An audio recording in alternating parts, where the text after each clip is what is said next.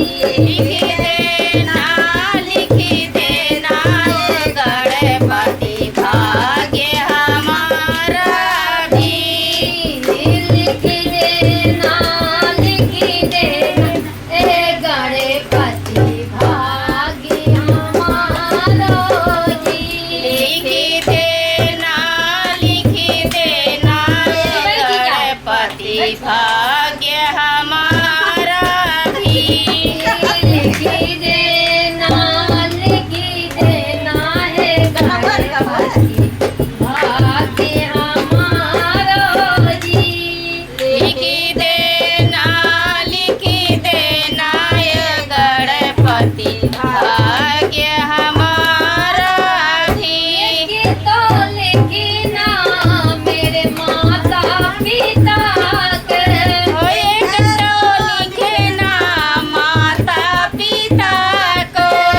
एक तो लिखना मेरे माता पिता को। एक तो लिखना माता पिता को। लिख देना है गणपति प्यारा सा भैया जी। लिख देना गणपति प्यारा सा भैया भी। लिख देना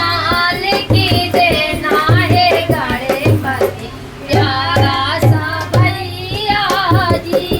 लिख देना ये गणपति प्यारा सा भैया जी। लिख देना है गणपति भाग्य हमारा जी। लिख देना ये गणपति भाग्य हमारा भी। एक तो लिखना मेरे सास ससुर को। एक तो लिखना सास ससुर के। एक तो लिखना मेरे सास ससुर को। एक तो लिखना सास ससुर को। लिख देना है भगवान प्यारा सजन माजी। लिख देना ये गणपति प्यारा सजनवा भी। लिख देना हे भगवान प्यारा सजन माजी। लिख देना है भगवान प्यारा सजनवा भी। लिख देना है भगवान प्यारे भाग्य हमारा जी। लिख देना है भगवान भाग्य हमारा भी। एक तो लिखना बेटा या बेटी के। एक तो लिखना बेटा या बेटी के। एक तो लिखना बेटा या बेटी के। एक तो लिखना बेटा या बेटी के। लिख देना है गणपति दोनों के नौकरिया जी। देना है भगवान दोनों नौकरिया भी। लिख देना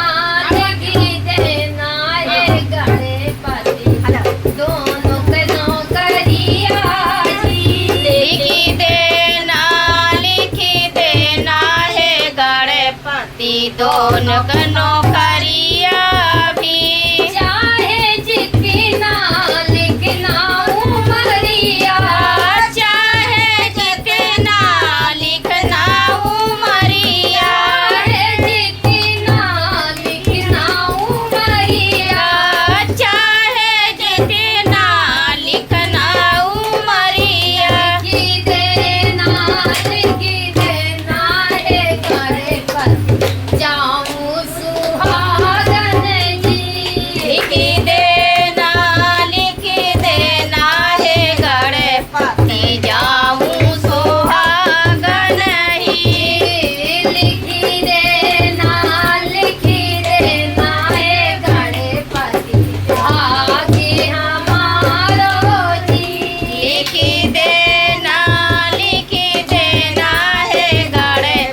भाग्य हमारा